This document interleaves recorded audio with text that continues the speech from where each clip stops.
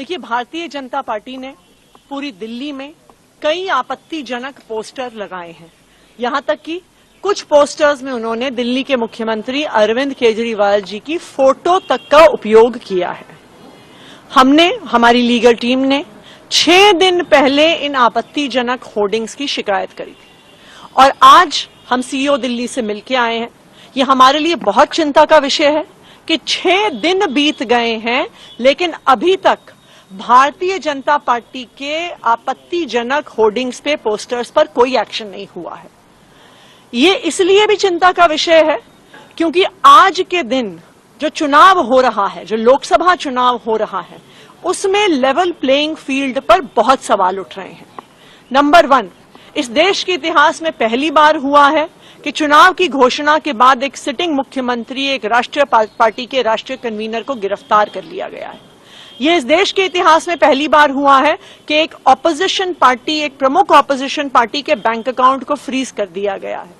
यह इस देश के इतिहास में पहली बार हुआ है कि चुनाव के दौरान income tax department political parties को नोटिस भेज रहा है। यह पहली बार हुआ है कि चुनाव के दौरान 4 दिन तक आम आदमी पार्टी के ऑफिस को सिक्योरिटी के नाम पर बैरिकेड से बंद कर दिया जाता है।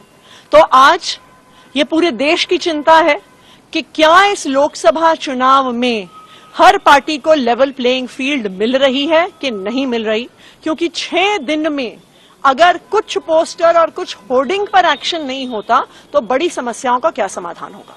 मैम, जैसा कि आपने बताया कि 6 दिन में नहीं हुआ है और आगे भी ऐसा नहीं होता है, तो आप क्या कदम उठाने वाले हैं? देखिए, आज हम सीईओ दिल्ली से हम मिले हैं, पंकज गुप्ता जी जो हमारी पार्टी के नेशनल सेक्रेटरी हैं, हमारी लीगल टीम के सदस्य और मैं, और हमें आश्वस्त किया गया है कि एक्शन होगा। लेकिन अगर फिर भी नहीं होता है तो फिर हम इलेक्शन कमीशन ऑफ इंडिया से टाइम मांगेंगे। ये भी हमारे लिए चिंता का विषय है कि इलेक्शन कमीशन ऑफ इंडिया आजकल टाइम भी नहीं देता है विपक्षी पार्टियों को। तो ये जो लोकसभा का चुनाव है, ये बहुत दुखद कारणों के लिए, बहुत गलत कारणों के लिए एक ऐतिहासिक चुनाव बन रहा है।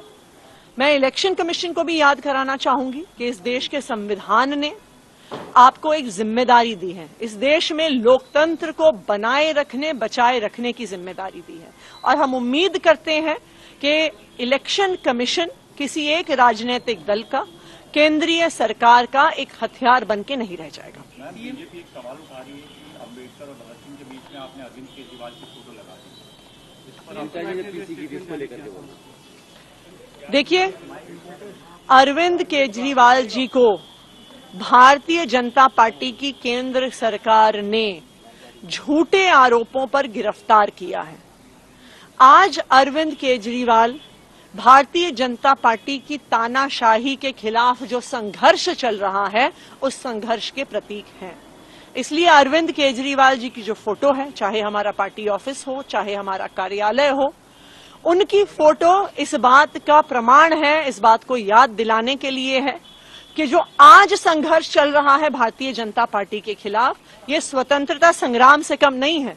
एक समय ऐसा था जब देश के लोग अंग्रेजों के खिलाफ लड़ा करते थे। आज एक समय ऐसा आ गया है जब भारतीय जनता पार्टी की तानाशाही के खिलाफ लड़ना पड़ रहा है और वही अरविंद केजरीवाल जी कर रहे हैं।